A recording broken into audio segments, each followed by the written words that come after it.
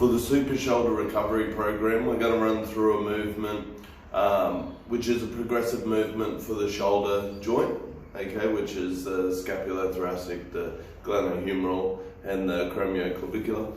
So essentially what we're going to do 3 movements, and we're going to do them all in succession, okay, which means that we're not going to do one, stop, do another, stop, do another, stop. Okay, so we're going to do one, leading into the other, leading into the other. So what it's called is the Chung to Y press. So the Chung press to Y press to eccentric lateral lowers. Have the mind blank. Okay, so the main key to all of this when we're doing it is that we want those shoulders back. So we want to be feeling it down in this mid-back down here. Okay, so we want the shoulders back. The Chung press is like as if we're performing a high curl for dumbbells, but we want to make sure that we're really pulling on those scapula back and making sure that the hands want to go there as well.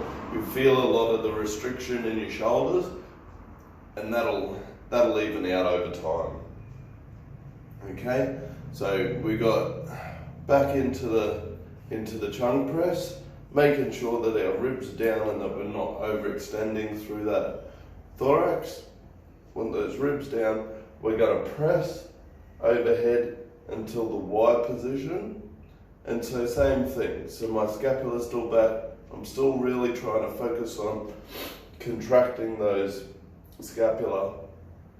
Right, the hands are now over, and now I'm going to go into just a nice, slow, eccentric lateral lower.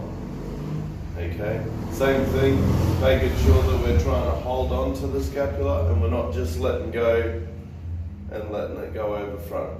So again, pull back, Chung, up into the Y, down into the lateral lower.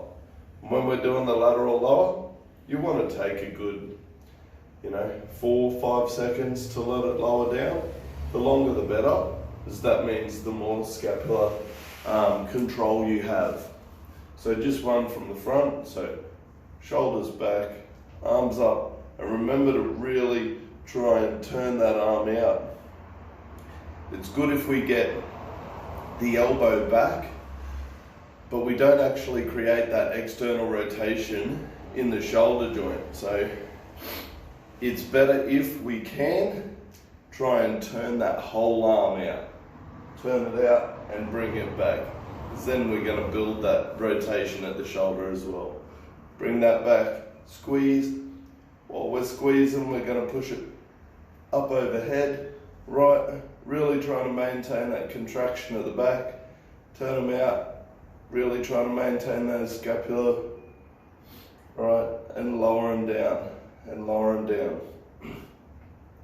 If you're going to perform this exercise, this would only ever be done with light dumbbells. You'd start at 1 kilo and move up to 5 kilos absolute maximum, because it's not about how strong you are in doing these movements, it's about understanding the contraction, the activation, and working through that.